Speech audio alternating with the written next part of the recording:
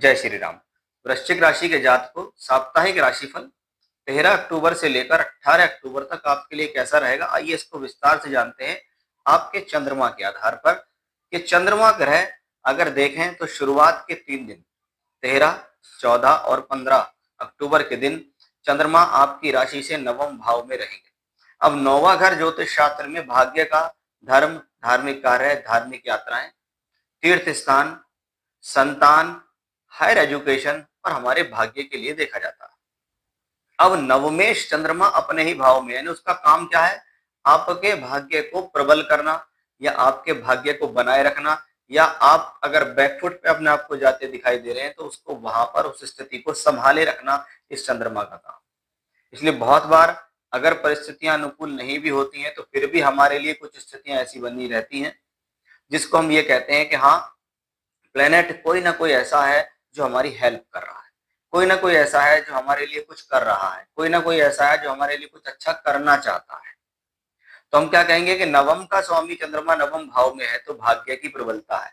बहुत बार हमारे एफर्ट्स काम नहीं आते, हमारा भाग्य काम आता है कि हमने छोटा थोड़ा प्रयास किया, कम प्रयास किया, लेकिन हमें सफलता अच्छी मिल गई। इसका मतलब कहीं ना कहीं भाग्य अच्छा है। तो ये एजुकेशन, हायर एजुकेशन, संतान के सुख सहयोग, कोई बड़ी यात्रा, कोई दूर की ट्रैवलिंग एकदम से हो जाए, कोई तीर्थ यात्रा हो जाए, कोई धार्मिक काम हो जाए इस दौरान, तो वो यहाँ से दिखाई देता है।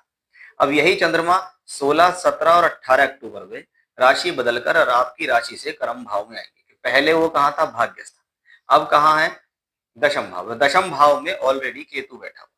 केतु का काम हमेशा से मोस्टली होता है कि अगर वो कर्म भाव में है तो आपके प्रोफेशनल लाइफ में आपको वो पजल कर सकता है, कुछ ना कुछ गोपनीय चिंताएं आपको वो देने में सक्षम है। लेकिन चंद्रमा यहाँ पहुंचेंगे, भाग्य का स्वामी कर्म में पहुंचेगा तो ये एक धनयोग है।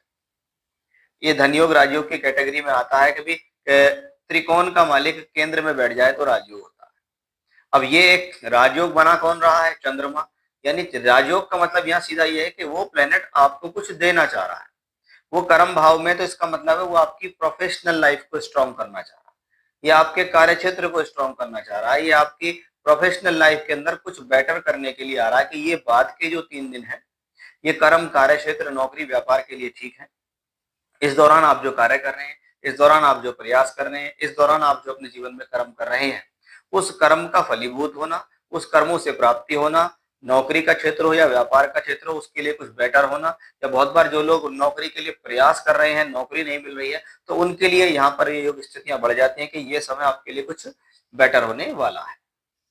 जय श्री राम।